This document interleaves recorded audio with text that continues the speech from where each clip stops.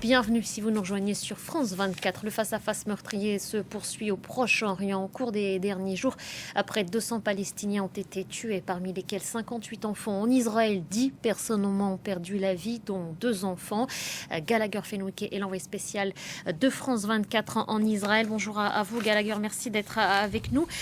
Gallagher, d'abord on l'a appris à la mi-journée, un commandant du djihad islamique a été tué. Le djihad islamique, pour le situer, c'est le deuxième groupe armé dans la bande de Gaza. Est-ce que sa disparition laisse craindre une nouvelle riposte ?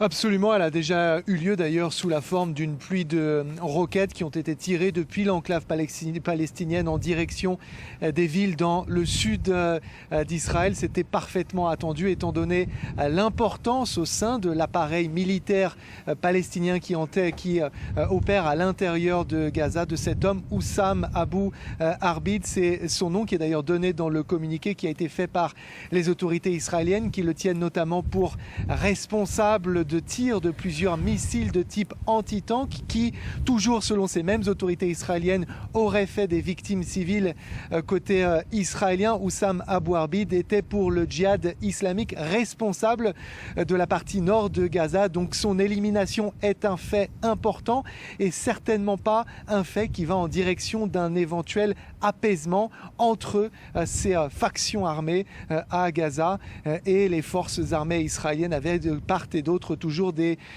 tirs et des échanges très très violents. Pas de répit, Gallagher, aucune accalmie en vue, et on sait désormais que ce conflit est en train de s'étendre à la Cisjordanie occupée.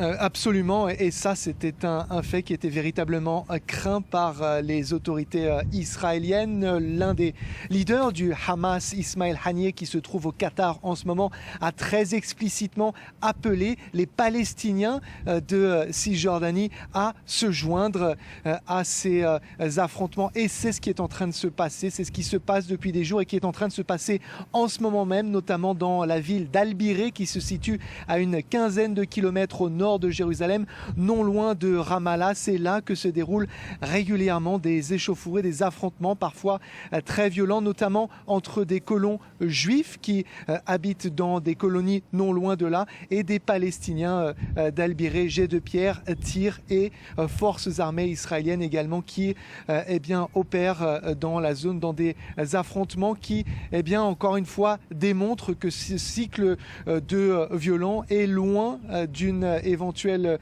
accalmie. Là, les efforts, notamment de la communauté internationale, sont à l'évidence parfaitement infructueux à ce stade. Et on voit dans les déclarations de part et d'autre, que ce soit celle du Hamas ou encore du gouvernement israélien, où on continue de parler de guerre et d'intensité, que pour le moment, il n'y a que peu de chances que l'on voit tout ceci retomber prochainement.